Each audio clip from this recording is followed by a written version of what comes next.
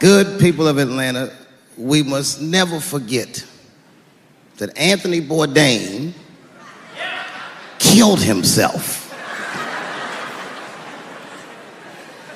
Anthony Bourdain had the greatest job that show business ever produced. This nigga flew around the world and ate delicious meals with outstanding people. That man, with that job, hung himself in a luxury suite in France. They say 2000 party over, oops, out of time.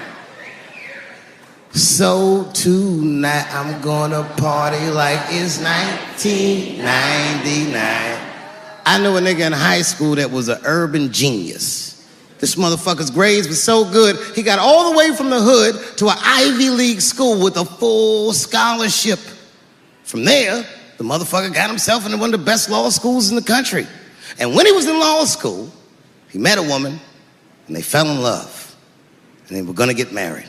I remember him telling me about it. He was home for Christmas, and I told him, I said, my man, save that bitch for later in your life.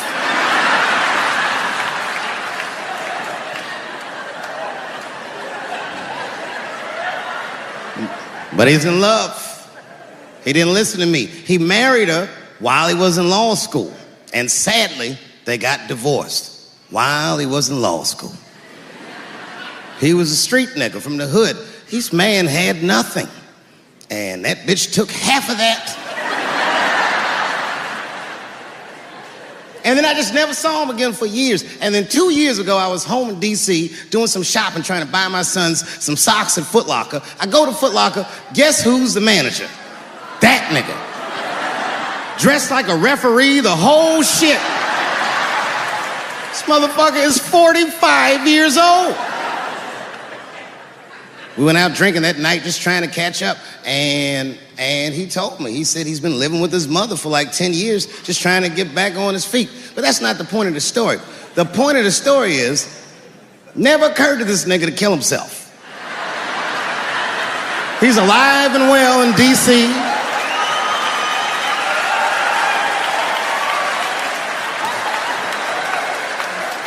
I even suggested to him that he should try it out. Like, I don't know, nigga, you might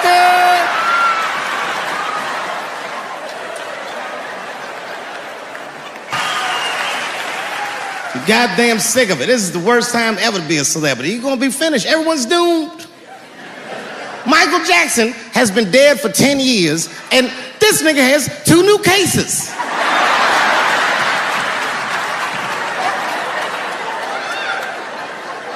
And if you haven't watched that documentary, then I'm begging you, don't watch it.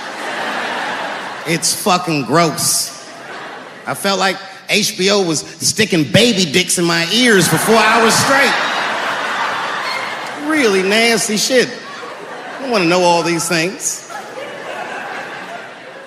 Turns out, Michael Jackson allegedly likes a long gander at the anus. As they said, he stares at people's buttholes. That's what they said. That's how gross the documentary was.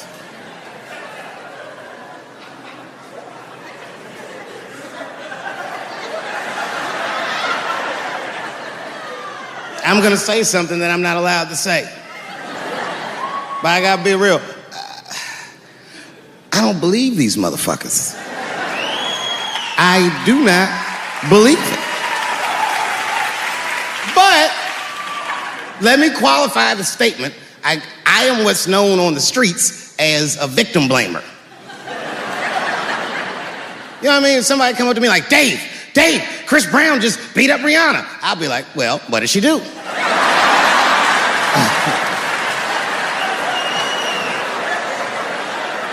Dave, Michael Jackson was molesting children.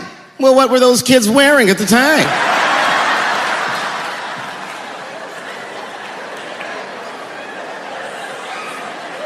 I don't think he did it. But you know what? Even if he did do it, you know what I mean? You know what I mean? I mean, it's Michael Jackson. I know more than half the people in this room have been molested in their lives. But it wasn't no goddamn Michael Jackson, was it? This kid got his dick sucked by the king of pop. All we get is awkward Thanksgivings for the rest of our lives.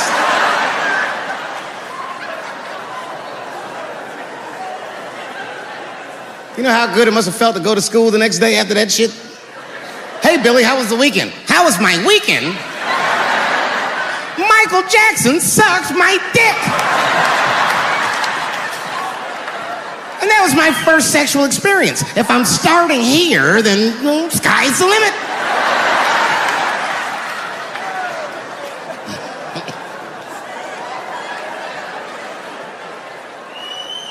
I know it seems harsh, but man, somebody's got to teach these kids. There's no such thing as a free trip to Hawaii. He's gonna want to look at your butthole or something.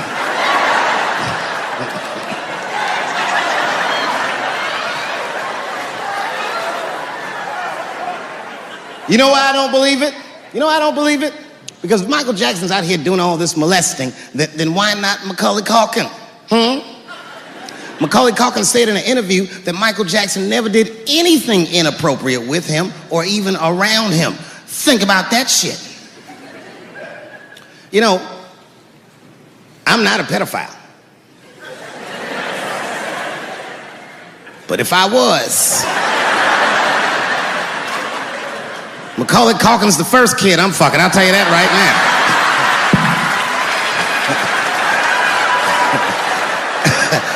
I'd be a goddamn hero. Hey, that guy over there fucks a kid from Home Alone. And you know how hard he is to catch.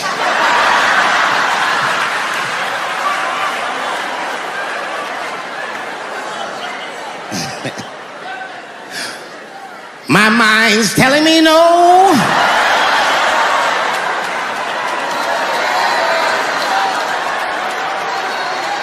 Okay, R. Kelly is different. I mean, you know, if I'm a betting man, I'm gonna put my money on he probably did that shit. I'm pretty sure he did that shit. You know, it was bad, okay? So a couple years ago, I was doing a show in Detroit, and I'm sitting backstage in my dressing room. A friend of mine comes by, this chick, Dream Hampton. Dream tells me, right before I'm going on stage, she goes, Dave, I'm working on a documentary about R. Kelly. Would you like to be in it? And I was like, nah, bitch, I'm cool.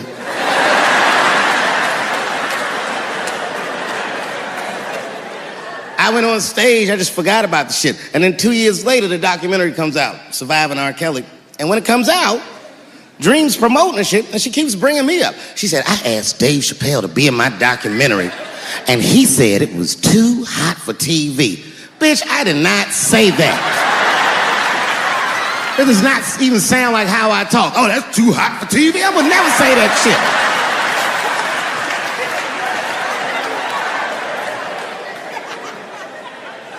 But I'm gonna tell you guys why I wasn't in the documentary.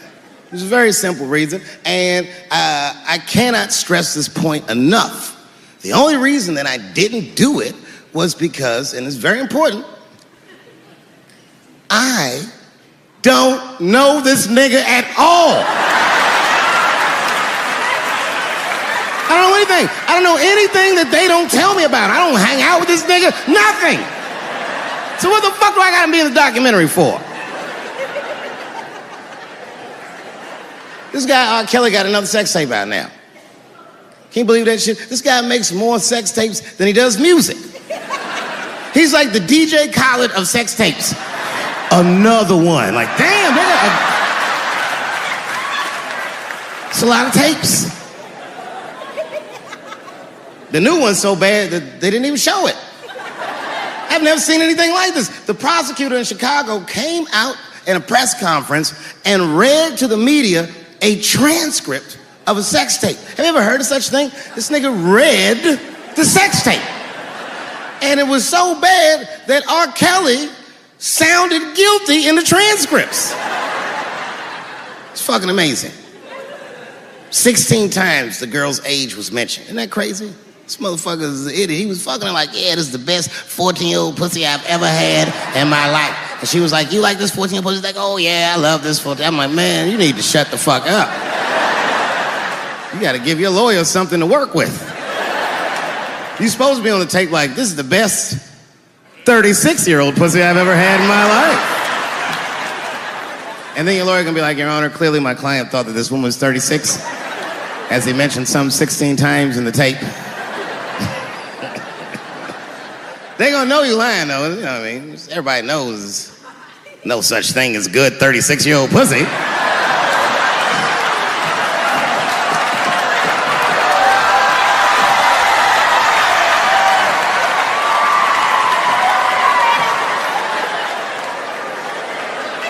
It's hard not to write these jokes. It's hard not to think about. Even when I watch sports, I be thinking about, like think about, okay, say LeBron James changed his gender. You know what I mean? Okay, can he stay in the NBA, or, because he's a woman, does he have to go to the WNBA, where he will score 840 points a game? What does it actually mean to be equal? You know what I mean? Like, if women are actually equal to men, then there would be no WNBA, would there? You would just be good enough to play in the NBA with us. Or, here's another idea that's gonna be very controversial. You could shut the fuck up.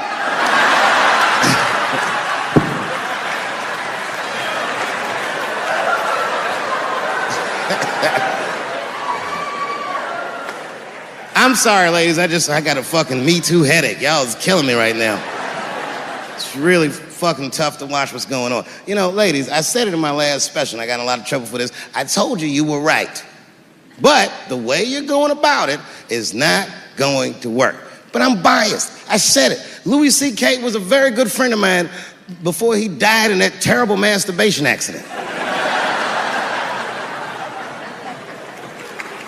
And it was his room. You read the story. He was masturbating in his own room. That's where you're supposed to masturbate. And then he said, hey, everybody, I'm gonna pull my dick out. Nobody ran for the door or nothing like that. They all just kind of hung out like, I wonder if this guy's serious. And he came on his own stomach. There it is. What is the threat? Have any women ever seen a guy that just came on his own stomach? This is the least threatening motherfucker the earth has ever seen. All you see is shame in their face and cum dripping down like pancake butter.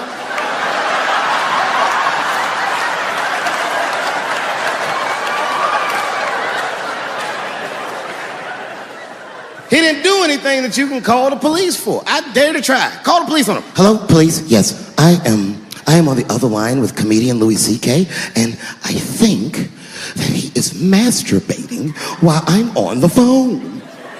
You know what the police are gonna say in Atlanta? Well, what are you guys talking about?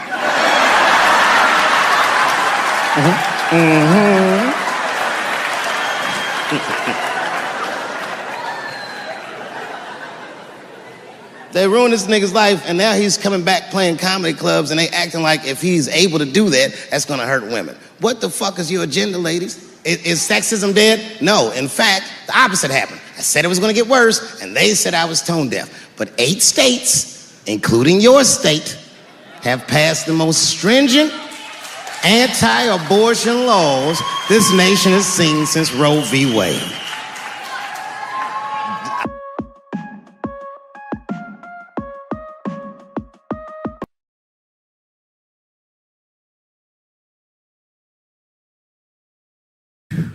Okay. Before I did Killing Them Softly, when I was 22, HBO gave me the biggest opportunity of my life at that time. They gave me a half-hour special, but this shit was not like a special, you know what I mean? It was like, it was generic. It didn't even have a title. It was just Dave Chappelle. And I shot it in San Francisco at a place called Broadway Studios, which is on the 2nd floor of a building. And beneath Broadway Studios is a nightclub.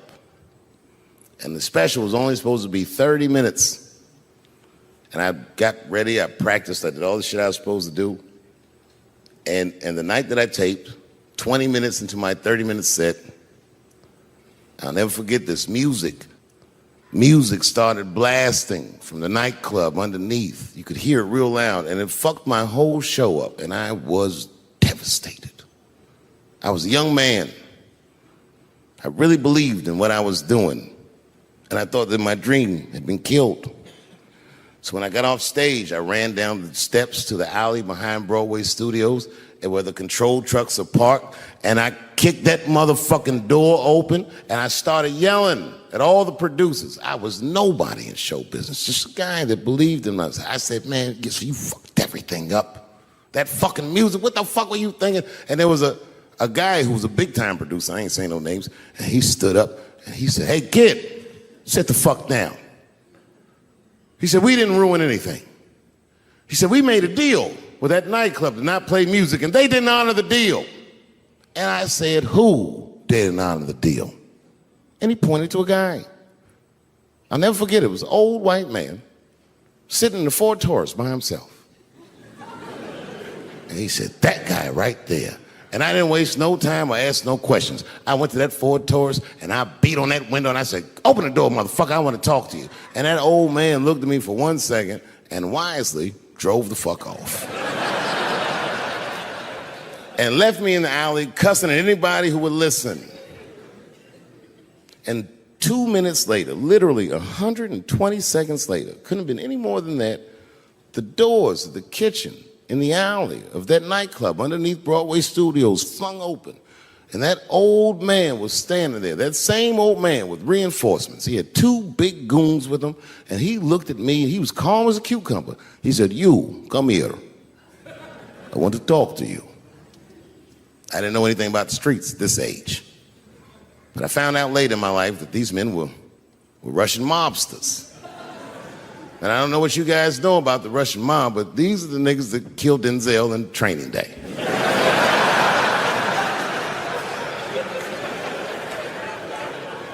And all the producers knew what I was up against. They said, Dave, do not go in there. And I said, fuck y'all. And I walked right into that kitchen, and they closed the doors behind me, and it got dark as fuck in there. And I knew, I'm not dumb, I knew I was in a bad situation. But you have to understand, I believed in what I was doing, and I didn't give a fuck. Just kept cussing at these motherfuckers, telling them how they ruined my life. And that old man couldn't believe that I was talking all this shit. And as soon as I took a breath, he stopped me gently. He said, hey, kid, listen. Your friends lied to you. He said, we made a deal, but your friends never paid me. And when he said that, I realized I was locked in a kitchen.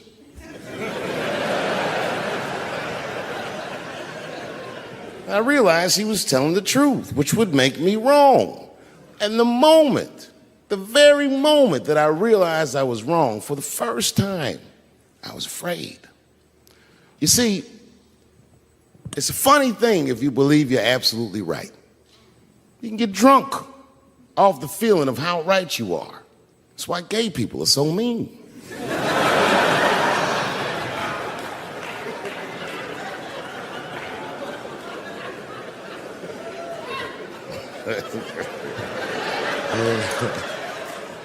But I didn't buckle.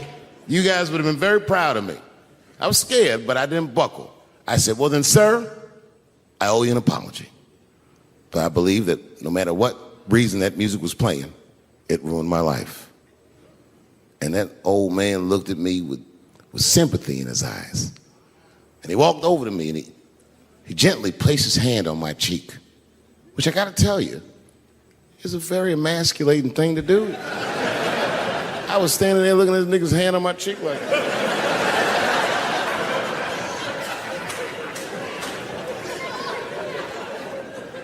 And he said, you are a real man. And he tapped me on my cheek. Real soft. Just like that. The doors opened back up. The light from the alley flooded into the kitchen. And I just walked out alive. I lived to fight another day. And in that moment, I learned one of the most valuable lessons of my life, and I have to share it with you. And that lesson is this. In your life, in any given moment, the strongest dream in that moment wins that moment. I am a very powerful dreamer. Yeah, I'm not lying.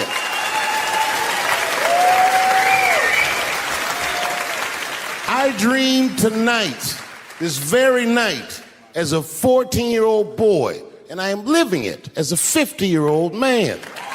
My dreams are very strong.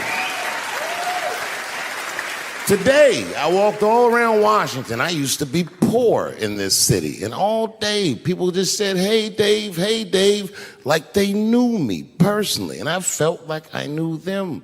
And I say to myself, my God, Dave, what a powerful dream. But then sometimes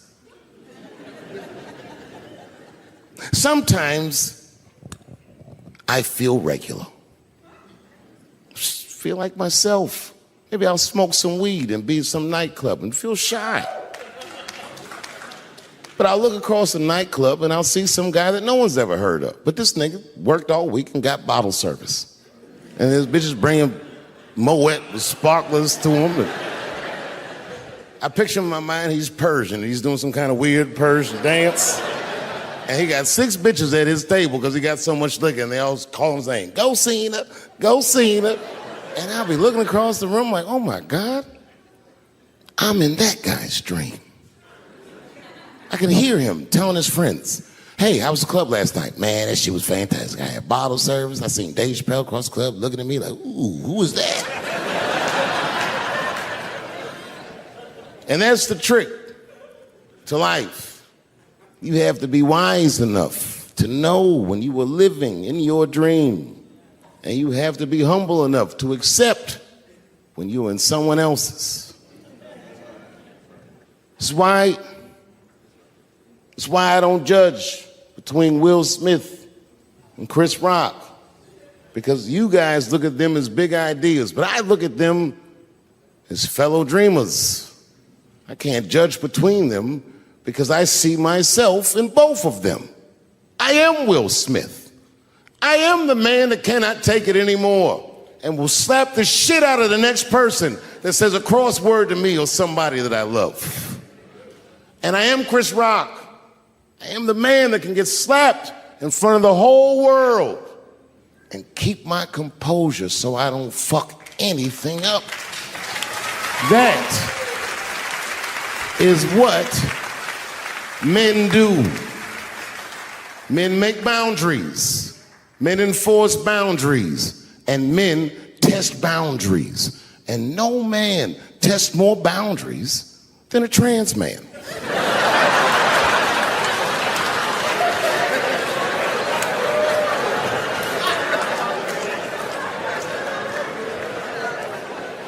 When I see a fellow dreamer, I give them my utmost respect. Even if I don't understand what their dream is. I know a dreamer when I see one. And I've met many powerful dreamers in my life. None more powerful than a man who calls himself Little Nas X. I met this nigga at a party. I had no idea who he was. But the minute he walked in that party, I knew I was in his dream. Everybody in the party was another dreamer. Everyone was famous, but when that nigga walked in, he was dressed like C-3PO. He was shining.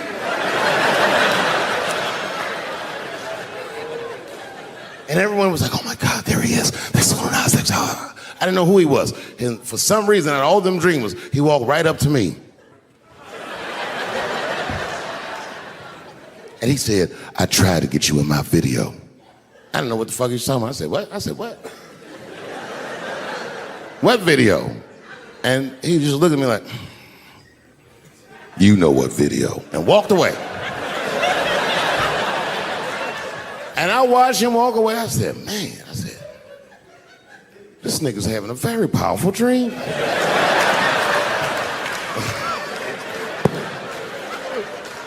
You know what it reminded me of? It reminded me of when we was in grade school. Remember in grade school, the teacher would ask everybody what they want to be? Timmy, what do you want to be when you grow up? And Timmy acted like he had an idea. He'd stand up, he'd say, I want to be a fireman. And the teacher would say, Timmy, that is a beautiful dream. But Timmy didn't mean it.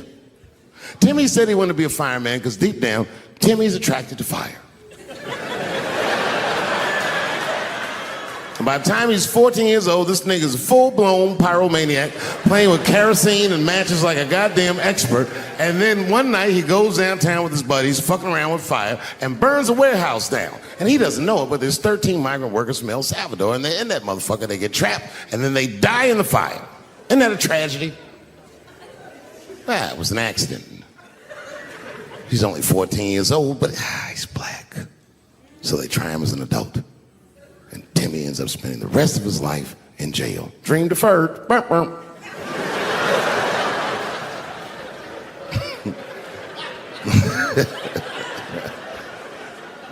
What about you, Billy? Billy, what do you want to be when you grow up? And Billy stands up and he says, I want to be president of the United States. And the teacher says, oh my God, Billy, that is a wonderful dream. And Billy means that shit. Billy does everything right. That motherfucker gets his grades up. He joins student government. He even does extracurricular activities like show choir just to make his resume look good. He's on track to be president, but junior year he wipes. When he's 16, he gets his girlfriend pregnant and has to drop out of high school to make ends meet. But lucky for him, the local Walmart's hiring. By the time he's 20 years old, this motherfucker makes assistant manager at Walmart. He's the youngest one in the district. He says, oh my God, if I can keep this up for 4 more years, I could be a manager. And if I can keep this up for 6 more years after that, I could even be a regional manager and have as many as 3 Walmarts under my control. And he's a big picture guy. He sees where this path is going, so he kills himself.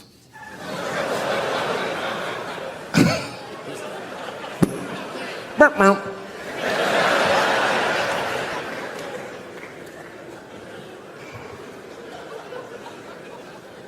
Well, what about you? What do you want to be when you grow up? I don't want to say, because I don't want the other kids to laugh at me. Who cares if they laugh? Your dream is yours. Own your dream so they can come true. Say it loud and proud. What do you want to be when you grow up? Little Nas X. And that nigga stood up in front of the whole class. I want to be the gayest nigga that ever lived. I want to do a music video and slide down a stripper pole all the way to the depths of hell and suck the devil's dick at 10 o'clock on BET while all the kids are awake and can see me. Shockingly, that was the only dream that worked out.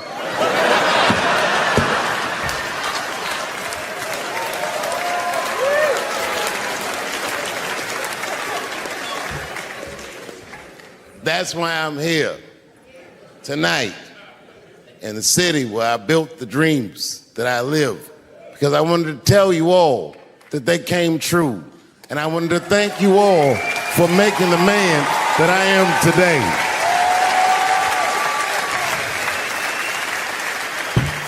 Yes, I am living a very powerful dream. Every time I come to this city and I stand in front of you, I realize that, my God, man, this is not my dream at all. It's yours. And I am honored to be in it. Thank you very much, Washington, D.C. I'll see you next time. Listen, you know, when I was growing up, I was probably about 8 years old. And at the time, we were living in Silver Spring. Yeah. Yes. Common misconception about me in D.C. A lot of people think I'm from the hood. That's not true. But I never bothered to correct anybody because I wanted the streets to embrace me. As a matter of fact, I kept it up as a ruse. Like sometimes I'll hang out with rappers like Nas and them, and these motherfuckers will start talking about the projects. Yo, it was wild in the PJs, yo. And I'll be like, word, nigga, word. But I don't know. I have no idea. My parents did just well enough so that I could grow up poor around white people.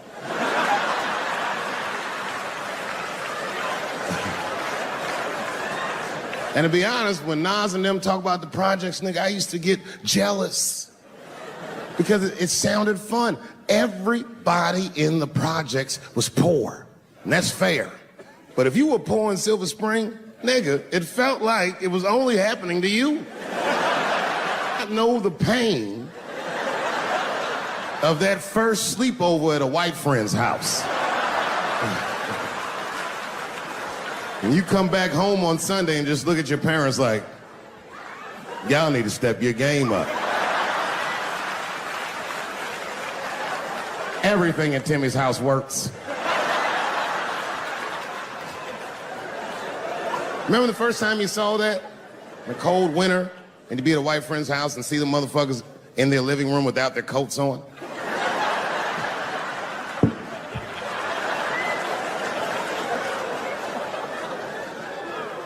Timmy was one of my first white friends, like, in my life, man. He's a good dude, too. He moved to Silver Spring from Utah, of all places. I guess his family was affiliated with that Mormon church they got down there, and me and him used to hang out. And one day I was at his house, we were just hanging out, and Timmy says, Dave, why don't you stay for dinner tonight? I said, oh, man, I'd love to, but I can't. If I'm not home before dark, my mother will kill me. That was a lie. My mother had several jobs. I hadn't seen her in like 3 or 4 days. At that point in my life, it was my experience that white dinner wasn't delicious.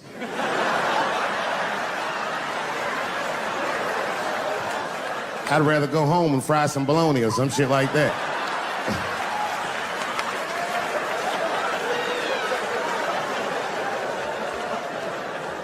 But then old Timmy threw me a curveball I wasn't expecting. He said, oh, it's too bad you can't stay, Dave, because Mom made stovetop stuffing.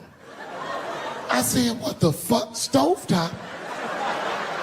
Well, hold on, nigga, let me make some phone calls real quick. I had seen that commercial so many times, I had dreamt of getting my hands on some of that stovetop stuffing. And finally, I met a motherfucker that actually had a box of stovetop in the house. I couldn't miss this opportunity, so I pretended to call my mother.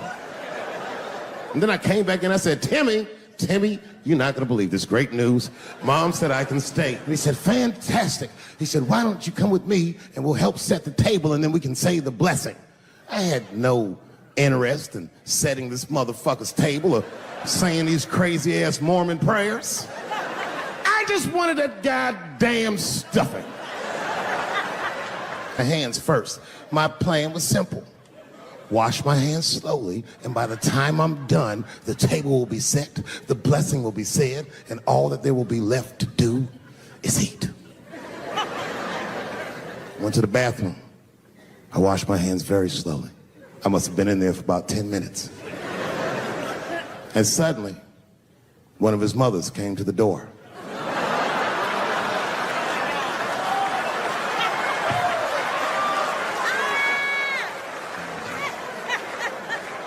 She was like, hi, David, right? I said, yes, ma'am. She said, Timmy tells me that you're planning on staying for dinner. I said, I hope that's not a problem, ma'am. She says, no, it's no problem. In fact, we'd love to have you. It's just that we weren't expecting company. And I'm afraid there's not enough stovetop stuffing for everybody. So I kicked her in the pussy. Bam! Ladies and gentlemen, I told you I'm dope, nigga. I told you what I was gonna say and you still didn't see it coming. And that's why I make the big bucks.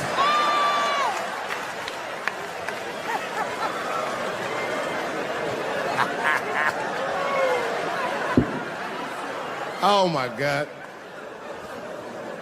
But there's a more important reason that I would stop doing comedy right now. And this reason is the real reason that's been percolating, and it really is the crowd, not you. I'm talking about the crowd on the big stage. It's too hard to entertain a country whose ears are so brittle. Motherfuckers are so sensitive, the whole country is turned into bitch-ass niggas.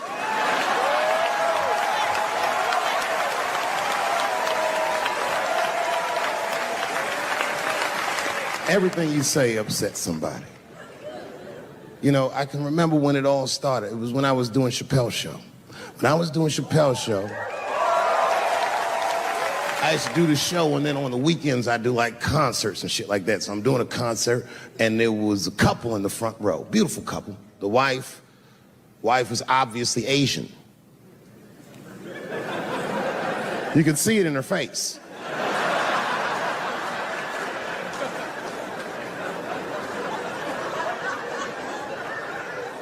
The husband, this motherfucker was mysterious, to say the least. Couldn't quite pinpoint where he was from. Caramel-colored fella, very nice hair, but he could have been from anywhere. Bangladesh, Mexico. I can't guess with a nigga like this. All I knew for sure about this guy is that his wife was a bitch. I could see that in her face, too. No, he was laughing and having a good time, and she was scowling at me at a goddamn comedy show. I couldn't figure it out. And then I realized at some point that she was pregnant, and I was smoking on stage. I said, oh my God, that's probably why she's mad. So I started to put my cigarette out, but then she hit me with one of them fake non-smoker calls. So I just kept smoking. I thought to myself, bitch, that babe will be fine, relax. And I tried to break the tension. I just asked her. That's all I said. I go, hey, where are you guys from anyway? And I could tell that she was on to me. She goes, very condescendingly, she says, I'm from California. If you're asking my ethnicity, I am Chinese. He was like, I'm Mexican, bro. I said, well, I'm sorry if I offended you by asking, but you're a very beautiful couple. And miss, there's no question that you're going to give birth to the hardest working baby this world has ever seen.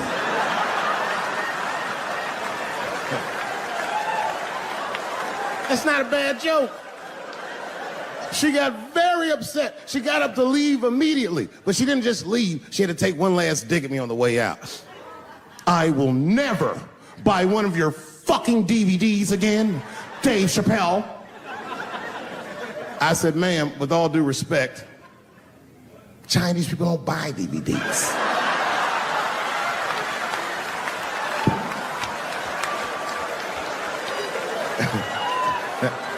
And the crowd went crazy. We were all laughing, having a good time. I didn't even think anything of it.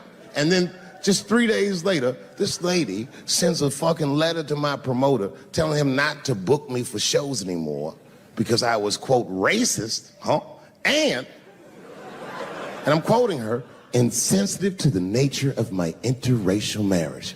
I was like, word, bitch, I was.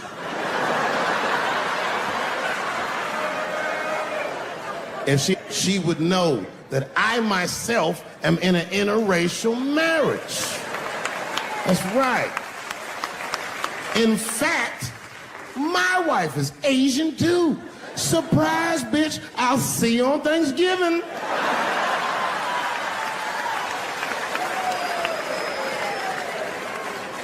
But my wife's not Chinese. She's Filipino. That's right. And our kids are Puerto Rican somehow, so there you go. But I don't give a fuck about interracial marriage. In fact, you know what? My mother is half white. A lot of people don't know that. Well, all right, you were a little too excited, but okay. A lot of people don't believe me when I say that, but it's true. You can't tell looking at me, but if I grew my hair out, you would think you was at a fucking Cat Williams concert. My shit is beautiful. Bravo. Thank you. Thank you very much.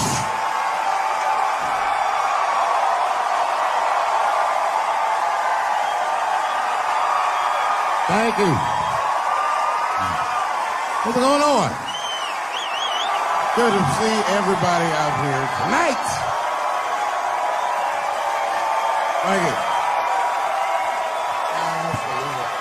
Hey, have a seat. Everybody be comfortable and relax. Oh my gosh, good to be back in Austin, Texas. It's good to know that plaid is back in.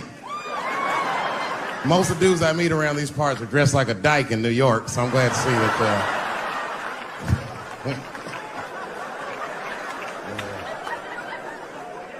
Man, fucking Texas, this place is pretty good. Pretty damn good. You know, I was in Santa Fe the other night and a motherfucker threw a banana peel at me. Yeah, that didn't feel so good. Of course, it was a white person. Not to indict the whites, I'm just saying. And then not only did he throw a banana peel at me, but it was premeditated. You could tell. You could tell the peel was too brown, you know what I mean? It was like, you didn't eat that banana recently, motherfucker. You had that shit waiting on me. And the whole crowd was white, so it just got instantly creepy, and everyone looked like they were looking at 12 Years a Slave or something. They were all just like...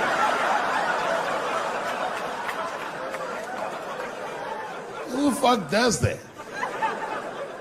And then they arrested the guy, which was... I said, someone's gonna fuck you in the butt in the holding cell. You know that, right? Can't just be throwing banana peels at Dave Chappelle. They're not gonna let you get away with this.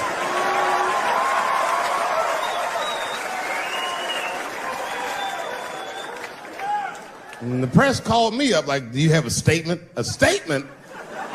For a fucking banana peel? No! I don't have anything to say.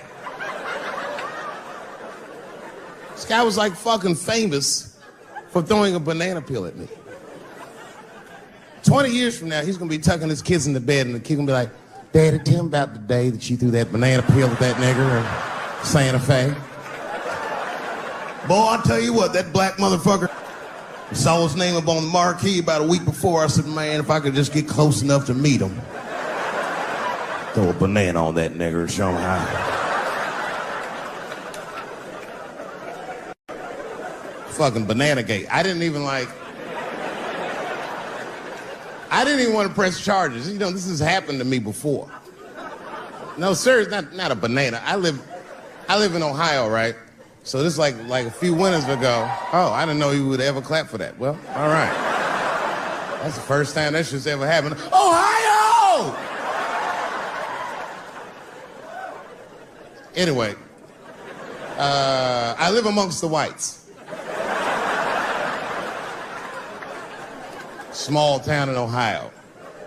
And it was wintertime, and it had snowed recently, so there were huge snowdrifts on the street. I was walking with my sister. Now, my sister was dressed in all Muslim garb, as were her children. And I was dressed as Dave Chappelle. And we were walking and just talking about something, and a car sped around the corner, and the window came down, and somebody threw a snowball and hit me right in my shoulder. I didn't know what was going on. Why was this happening? Because I'm black, because she's Muslim, because I'm Dave Chappelle. I couldn't tell. But again, I knew it was premeditated. Because who the fuck has a snowball in a warm car? Way through, lady, because he went around the corner and got stopped at the red light. He was caught in the traffic. So then I ran out into the street and I just tapped on his window. Hey, my man, can I just talk to you guys for a second? Come on out for a second. I just want to talk to you. There's 4 young white dudes in the car. They were like, just chill, bro. I said, relax. I just want to talk. Now, this is an old black trick. Really, I didn't want to talk. I was going to fuck them up.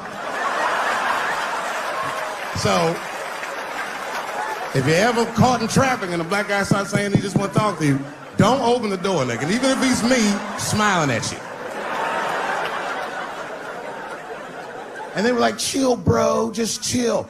And then the one guy in the back seat, I don't know what, he was just cockier than his friends. He was like, fuck it, man. I'll get out the car.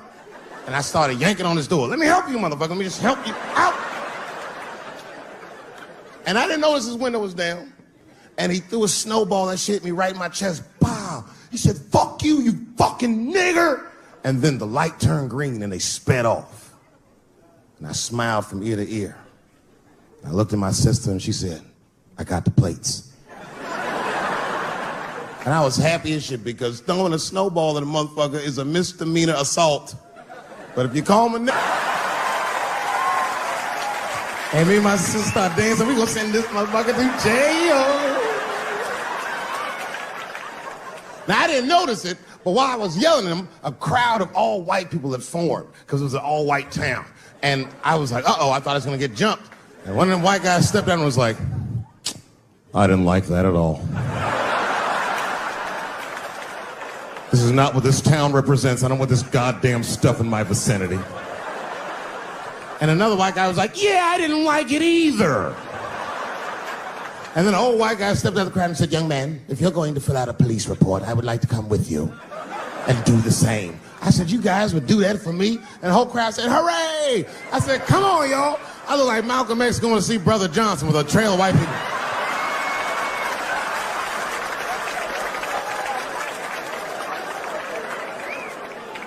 Unreal. An hour later, we was all just sitting in the police station, and the police came in and like, well, Mr. Chappelle, 16 identical police reports. We ran the tags, 2 young men that had their mother's car.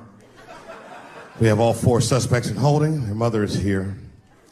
It's up to you. Whatever you want to do. If you want to press charges, we'll move forward. Sorry about that, officer. I'm a little flustered. I've never been in a position where I could decide the fate of white children before, but it's weighing heavy on me, sir. And I really can't decide. And I saw a lady pacing back and forth in the hallway, and I said, is that? He goes, yes, that's their mother. Well, can I speak to her before I make a decision? And when the mom came in, she saw it was me. She busted out crying. Oh, God, oh, no, I don't want him to go to jail. I am so sorry. I didn't raise him to do this. We love your comedy. We love you at the house. I said, miss, please, just, all right, look, I don't necessarily want your son to go to jail either. But what he did was pretty fucked up. So, is there something we can do short of jail just to let him know that he's wrong? She goes, oh, I don't know. What did you have in mind? Miss, I've never been in this position before. Oh, you know what we could do? I don't know if I'm asking too much, but maybe if you could just suck my dick a little bit. Just a little bit. I'm not gonna finish. I just want you to do it enough so that I can tell him you did it. I'm kidding. I wouldn't do that to anybody's mother. Maybe my kid's mom, but that's it. Ebola was in Texas. Ebola made a visit. Killed that man in Dallas. 5 days that man melted to death. What happened to the brother in Dallas? Where was the secret serum is what we all said. I remember in the beginning of Ebola, there were 2 American doctors that got sick in Africa. They flew them in a private jet straight to Atlanta to the CDC. I didn't even know CDC saw patients. There it was said they administered what the New York Times called a secret serum. I don't know what's in it. It's just like Colonel Sanders' recipe. But both of these motherfuckers survived. These doctors, thank God, are healthy. They are out there somewhere tonight at Whole Foods, touching vegetables, walking around. Everything's okay. Hey, Frank, how are you? Oh, you didn't hear? I had Ebola last week, but I'm doing all right now. I was bleeding out of my eyes and anus, so I got concerned, but I'm okay. What happened to the brother in Dallas? They just rubbed some Vicks on that nigga.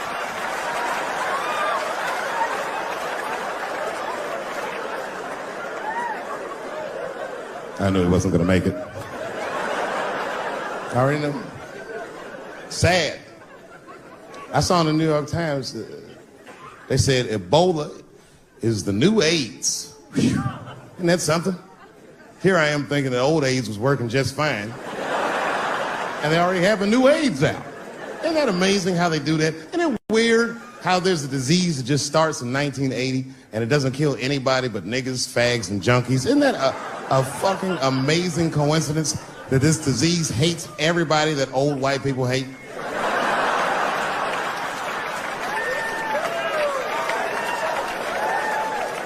I think either God is white or the government hid that shit in disco balls.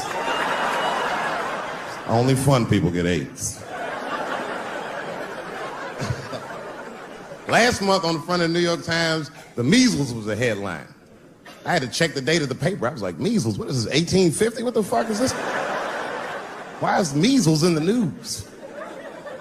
Turns out they were trying to decide if mandatory vaccinations for children is the way we all want to go.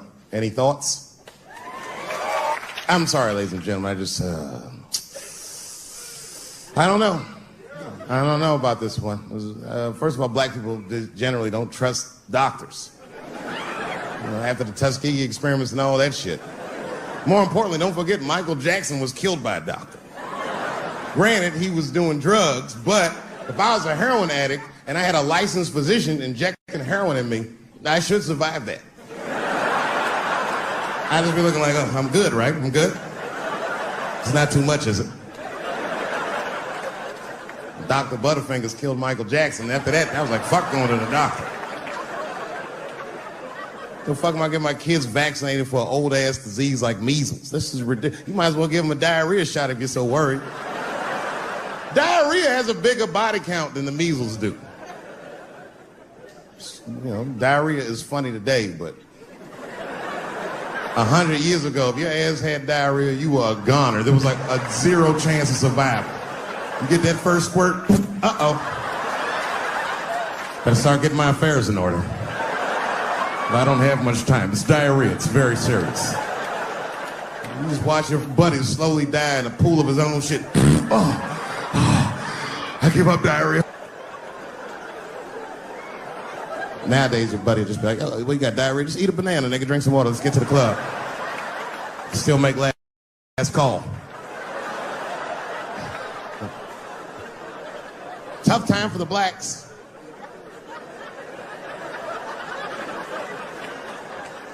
These are not good times for the blacks. I don't know if you know what I'm talking about, right? Police are killing us again.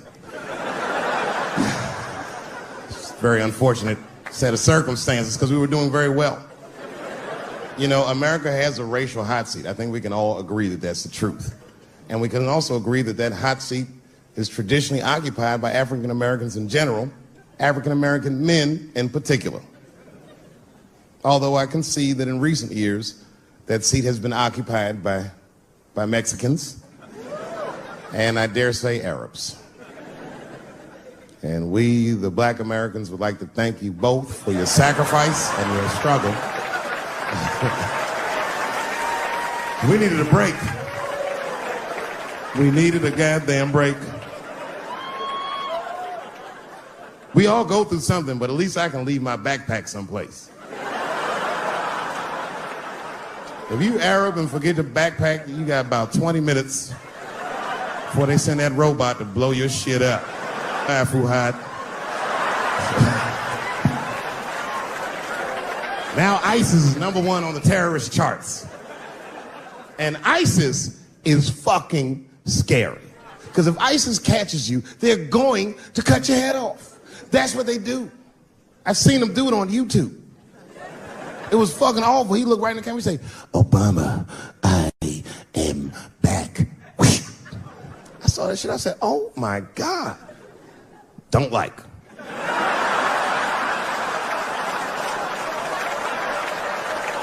How's this guy cutting people's heads off on YouTube? I can't even post a dick pic, and this motherfucker is decapitating people. I'm gonna have to change my settings. You know, everyone has it hard, but I think harder than black people and harder than Arabs and harder than Mexicans, you know who has it the worst? Fat black people.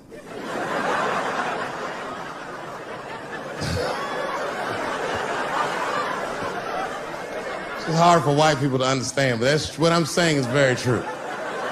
Fat black people have a really rough road because all manner of things kill white people, but you know what kills more black people than anything, more than police and terrorism?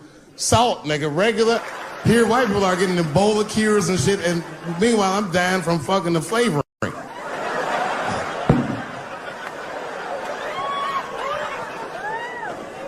Look, honestly, I'll stop talking about it. Let me say this, though. Let me just say this. Can we all just say that we've seen it coming? Were you surprised? It's like when that guy threw that banana at me. Do you think I was surprised? Hell no. I've been in show business 30 years. I was expecting this banana. I knew one of these nights, it's like somebody gonna throw a banana at me one of these nights, niggas. Because that's how it starts, with the name calling. Like that Paula Deen. Remember Paula Deen got fired from the Food Network? If you know anything about show business, it is really hard to get fired from the fucking Food Network. And they dropped that bitch like a hot potato. All because she called somebody an N-word 30 years before she had a show. I don't know who she said it to, but whoever it was just looking at her like, I'm gonna get you for this bitch. That shit came back 30 years later like a Bill Cosby rape and sunk a battleship.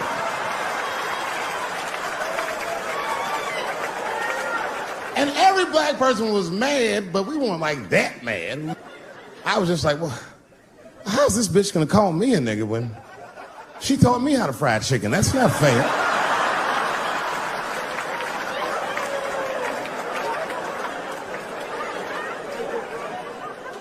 I think Donald Sterling shit was more serious.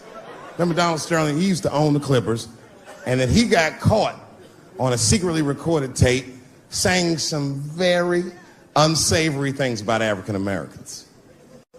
And there's a lesson in that for all of us. The lesson is, if you are old and white and racist in this great country, whatever you do, don't tell your black girlfriend about that shit, because that's who made the tape. She recorded all that shit, and the tape was terrible. He was like, stop bringing these black guys to my games. First, we're all confused, like, well, how the fuck are you gonna have a game without us? But it turned out that the black guy he was speaking of was none other than Magic Johnson, the billionaire. Unbelievable. Never even mentioned the fact that he had AIDS, which is, this guy must be really racist if AIDS is the footnote. Well, you gotta be careful, baby. He got the old Ebola.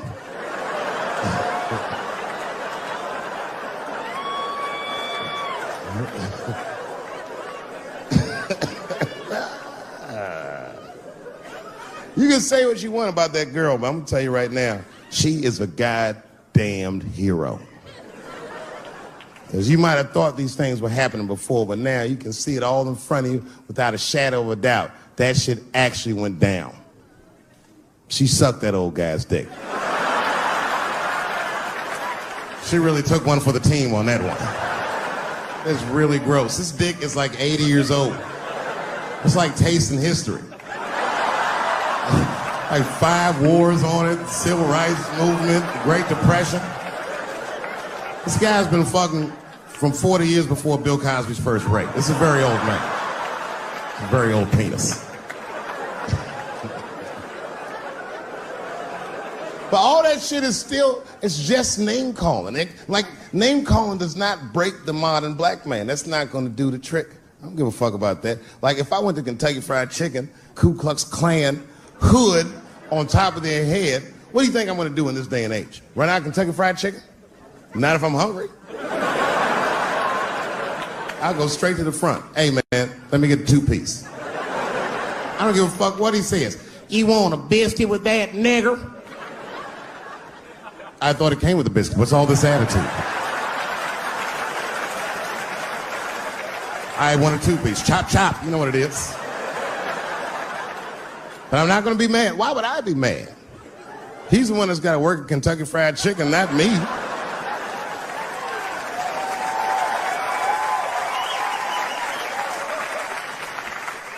Well, how about this? What if I lived in Austin and I had a white girlfriend? It's possible in Austin. As a matter of fact, some people say it's necessary, but that's not the point.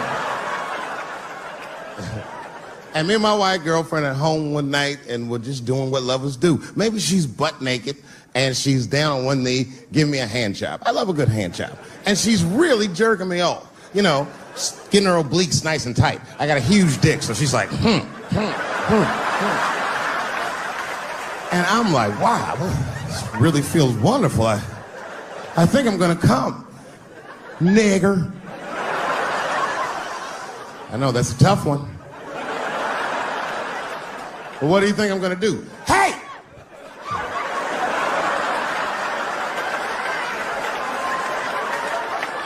That's no time for integrity, ladies and gentlemen. I'm busting that nut in her face. I'll sort through the ethics later. But I'm what they call a man of his word. If I say I'm coming, oh, I'm coming. I don't give a fuck what happens. God forbid somebody could shoot me. If I say I'm coming, it's still like, oh.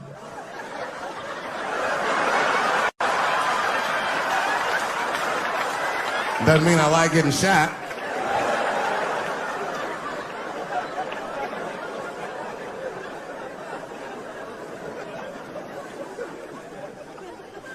Boy.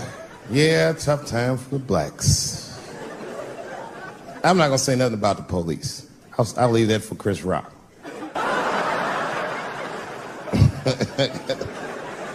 The other big sports story was fucking Ray Rice's tape.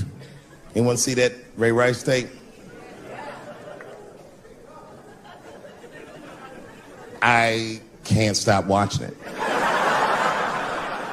It's fucking awful. It's the most violent thing I've seen happen to a woman that was shot in color.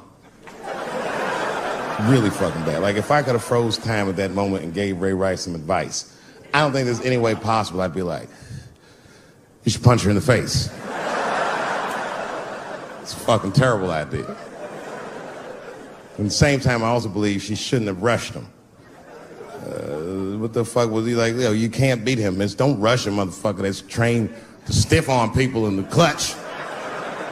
He's gonna get the upper hand.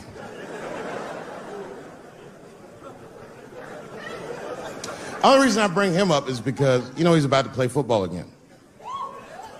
You didn't know that? The NFL was told by a federal judge they had to reinstate Ray Rice because he was transparent with their investigation.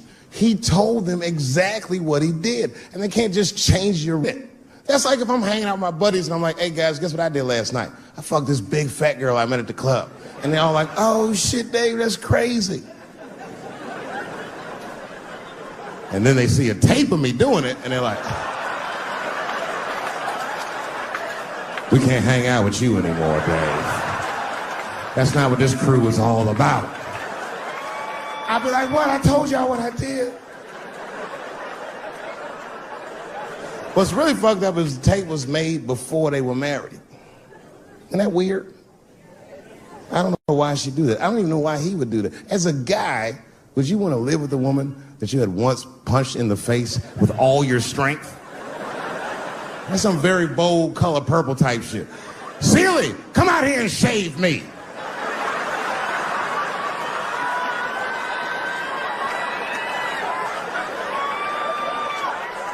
You out of your fucking mind?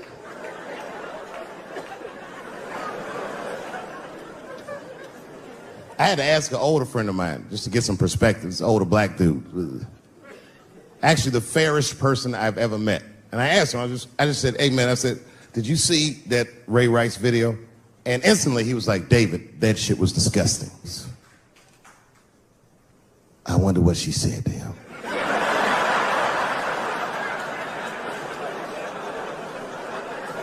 I don't think that matters. I think the idea is you're not supposed to punch her in the face. My wife says terrible shit to me. My wife once called me a pussy in front of dinner guests. I know, I started to get mad, but then I was like, fuck it, she's probably right. I am a pussy, I admit it. I'm soft and warm and persuasive like a real pussy. Right. And then I said, and if you don't take care of me properly, I might stink like your pussy. Oh, we fight dirty at the Chappelle household. It's not a big deal. No. If you want to get to the bottom of a matter of the heart, what you're supposed to do is ask a woman. Now, actually, there's two women that I know. They're both college professors in this little area I live in. And I meet them twice a week at Starbucks for coffee. Talk about important shit. And I asked the girls, who's Ray Rice? After he punched her in the face with all his strength. And one of my girlfriends said, David, you need to wake the fuck up. She's staying for the money. Well, now, wait a minute, because my other girlfriend was like, I disagree. I think that she actually loves him. And I said, wait a minute, ladies, you know what? I think that you're both right. And what I was doing when I said that was preserving the possibility of a threesome with these bitches. I've been chipping away at this pussy one cup of coffee at a time for like 4 years. I was gonna throw all that hard work away over some Ray Rice shit. I don't care that much.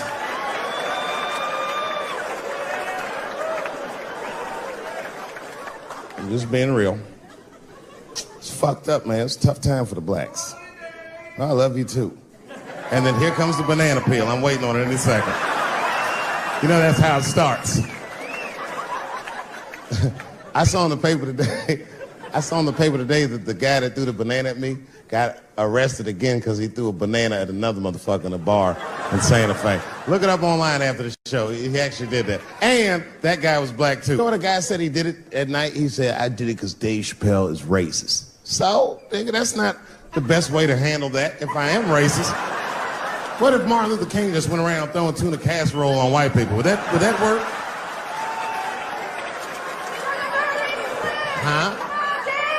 I've seen your girl bubbling. She's drunk as hell, buddy. Listen, sir, I don't know what she's saying, but just take my advice. Get some water in her, or you're going to have some dry pussy when you get home.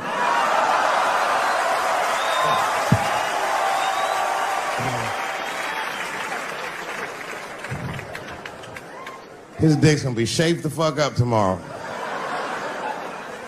Santa Maria. Who got a cigarette in here? Anyone got a cigarette I can borrow? Yeah, you fella. Yeah, please. Well, let me see this. This is a Marlboro menthol. This could have been anybody. If it was a Newport, I'd be like a black dude threw that up. But a Marlboro menthol, that's one of them riddles.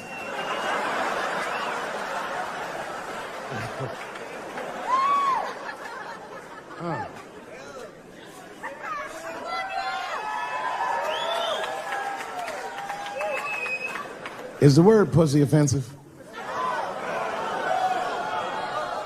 All right, just checking. I asked that crowd when we was in Denver, I said, is the word people? One was a woman in the front, she's older than me, maybe around my age, definitely a feminist. You know what I mean? Short haircut, plaid shirt, you know what I'm saying?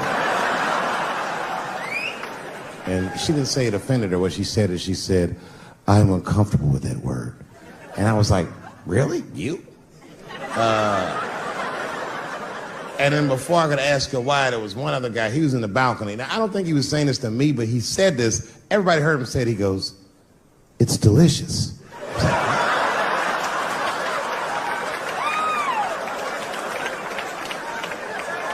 I don't think I've ever heard pussy called delicious before in my life.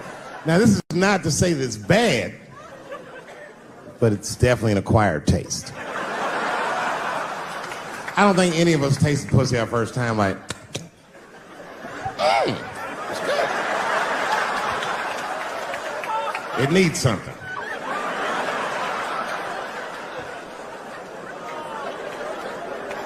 You know, it's illegal for a gynecologist to say the word pussy. They can only say vagina, or they can name individual parts medically, but they can never say shorthand, even if the gynecologist is a woman. I feel like if it was a woman...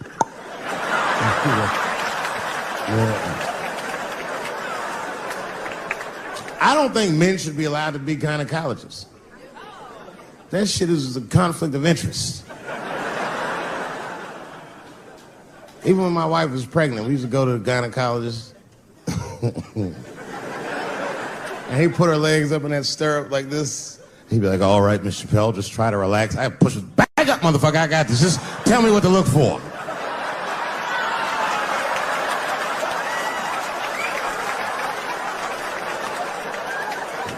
One of those home-style checkups. There's too many ethical questions when men do that. Like, can a gynecologist lose their license for smelling their fingers during an exam? Is that illegal? How could they not? These are men. It's like if you have a good barbecue, you don't even think about it. You just...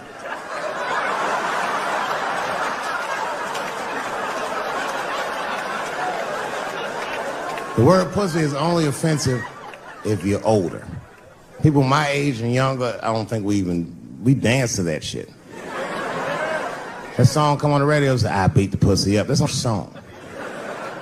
It's like nothing like a love song. There's no tracks of his tears, no midnight trains to Georgia. This man simply beats the pussy up. Unbelievable. You don't even know if he's having sex with these women. They might just pull their pants down. He'd be like, bah! G-Unit.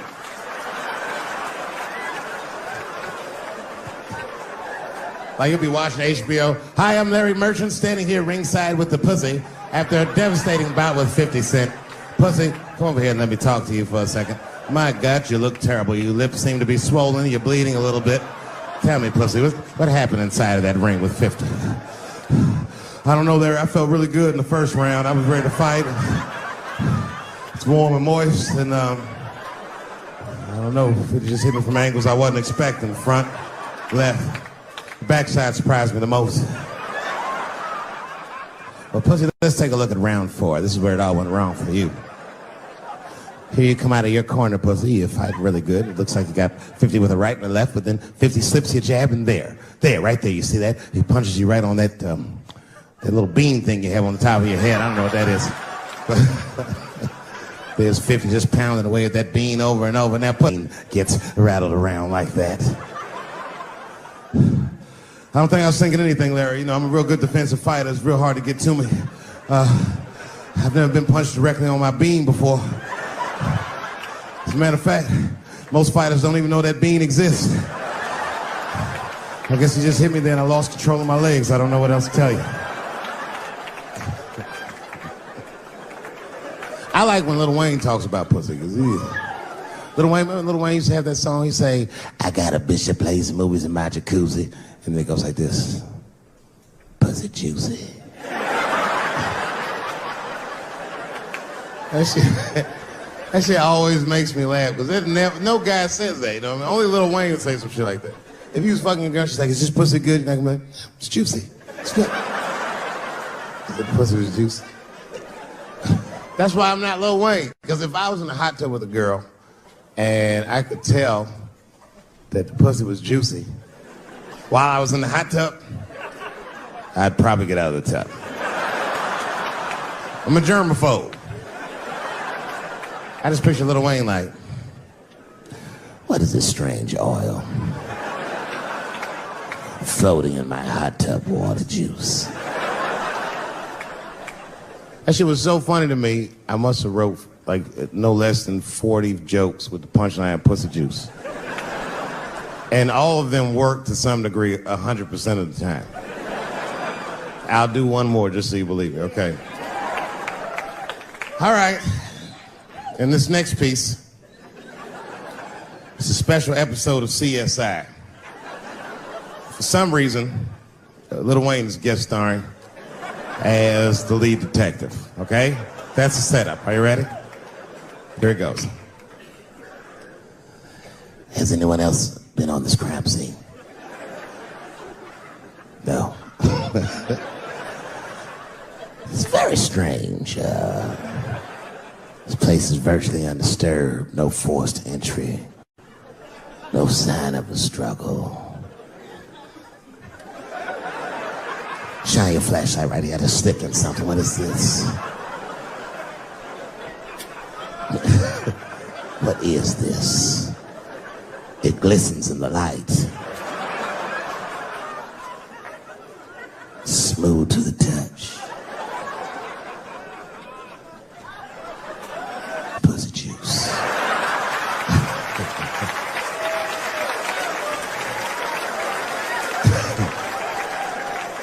She must have been sitting Indian style. 39 more where that came from.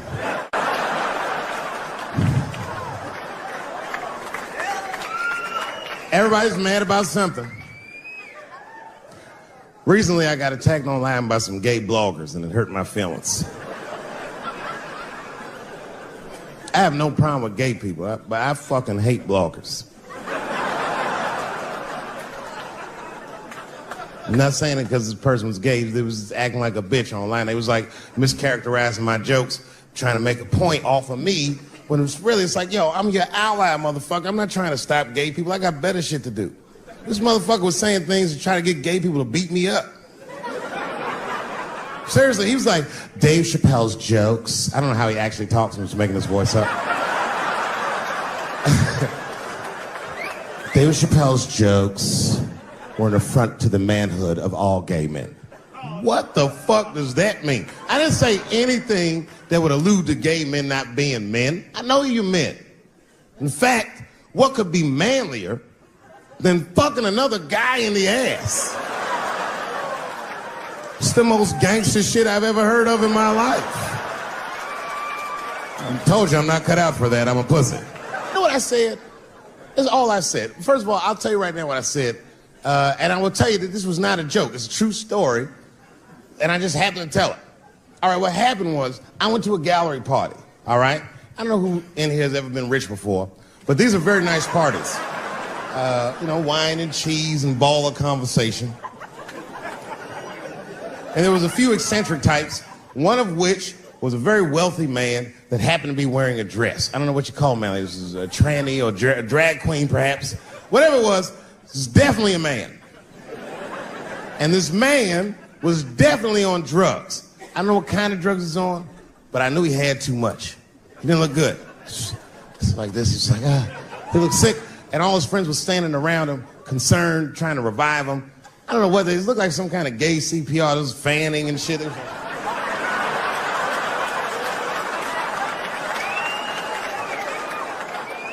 I saw all this from a distance. Now, I should have minded my own business, but I got curious. I was like, oh.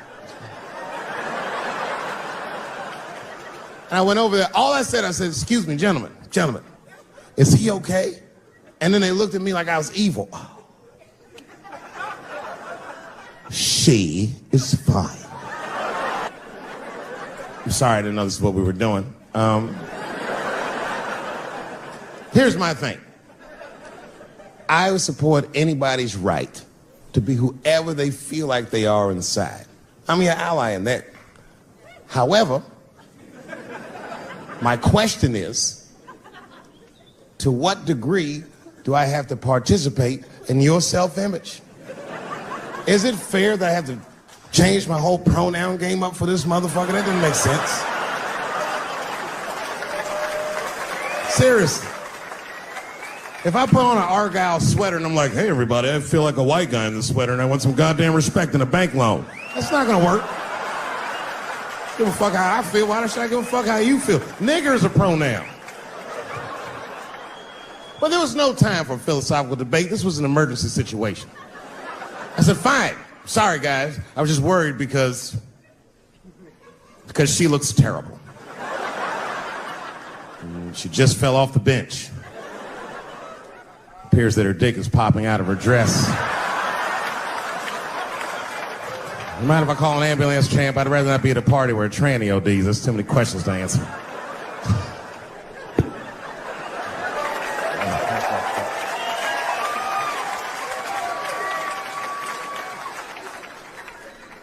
Okay, I've been through this before. I had a friend from high school. Now, in high school, this guy was a thug, right? He was a fucking dope boy. He did it all. He's a wild dude. People used to be very scared of him. And then after high school, word on the street was he'd come out the closet. I personally didn't believe it. I bring him up because last year, he calls me out of the blue like, yo, what's up, man? I got your number from so-and-so, and I heard you're going to be in New York doing a show. Could I get some tickets? I was like, fuck yeah, get some tickets, man. How you been? He said, well, we'll catch up at the show, man, but yo, I appreciate it. I'll see you soon. I said, all right, man, take care. And I was about to hang up, and I couldn't resist. I was just like, hey, nigga, I heard you was gay. What's going on with that?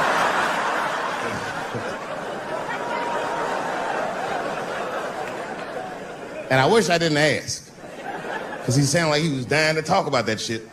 And he had a long story about it. And it's not that I didn't care, but I was, I don't like talking on the phone. I was watching TV at the same time.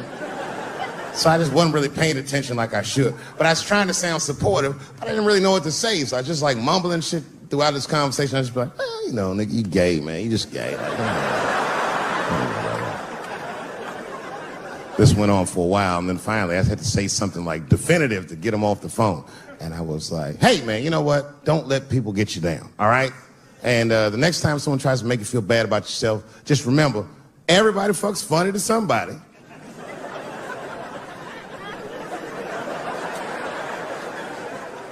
He didn't like that shit. He's like, what the fuck does that mean? I said, huh? He said, you saying I fuck funny, motherfucker? I said, no, that's not what I'm saying. I'm saying everybody's different. He said, you ain't say different, nigga. You say it funny. What's so fucking funny about the way I fuck? And I said, hey, man, I fuck feet. He said, what? Oh, this is not a joke, ladies and gentlemen. I get women to squeeze their feet together like this, and I fuck them right in that little space in their feet. But you can't build a community behind that shit. There's no flag for us. That shit made him laugh. And the next day, after the show, I saw him backstage. He was like, yo, what's up, man? I'm like, oh, shit, what's going on? And he had his buddy with him. He goes, Dave, I want you to meet Manuel. Manuel's my fiance. We're in New York getting married because it's legal here. I said, well, gracias. And he went to go get some drinks. And then my buddy looked at me. He was like, so, Dave, what do you think? And I started mumbling again. Oh, you gay, nigga. You know, you just gay. He said, yeah, I'm a little nervous about getting married, man. It's a big step.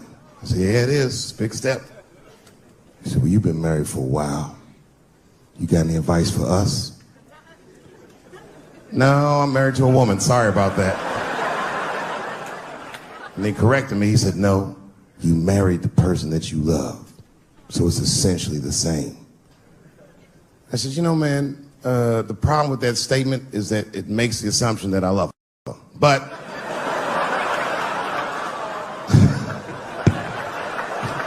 you guys lighten the fuck up. Of course I love my wife. She laughs at this shit. As a matter of fact, she eats and spends this shit. You know what I told him? I told him, I said, you know what you should do, man? First of all, you shouldn't do it. I'm talking about being legally married. It's not that you're gay as much as just legal marriage is a fucking diabolical leverage game in the United States.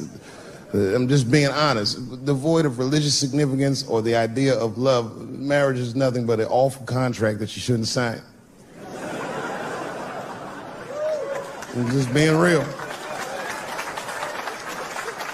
Because you start out loving each other, and then like 2 years later, you're just building a case against one another for a hypothetical court date that may or may not ever happen. You throw being gay on top of that, that shit is explosive. Like I said, Ray Rice shit. Okay, right after Ray Rice went through all that shit, I was at a party and I met this kid, Michael Sams. You know Michael Sams? Very nice guy. He's the first openly gay NFL player. And Mike's a very nice guy, very brave guy. But when I met him, I couldn't help but thinking, his wife up in the elevator. Is that domestic violence or is that just two niggas working shit out in the elevator? You know what I mean?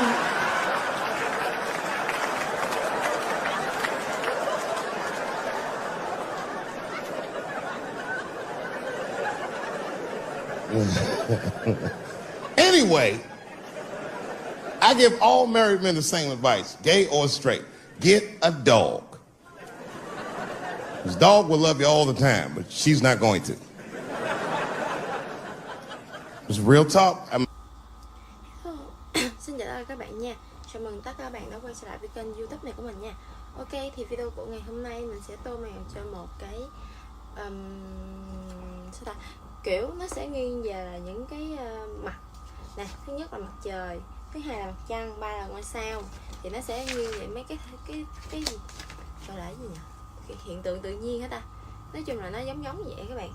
Ok, thì mình thấy nha, đối với mấy cái này là tô nó rất là dễ tô, cho nên là chỗ này nó tô sao ta, nó tô giống nhau quá à.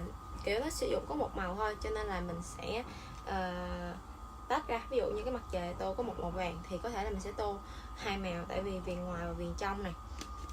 Rồi ok, thì bây giờ mình sẽ bắt đầu mình tô cái viền bên ngoài. mình sẽ tô viền bên ngoài thôi. Mặt trời thì màu vàng thì cái viền bên ngoài nó phải có cái màu gì để nó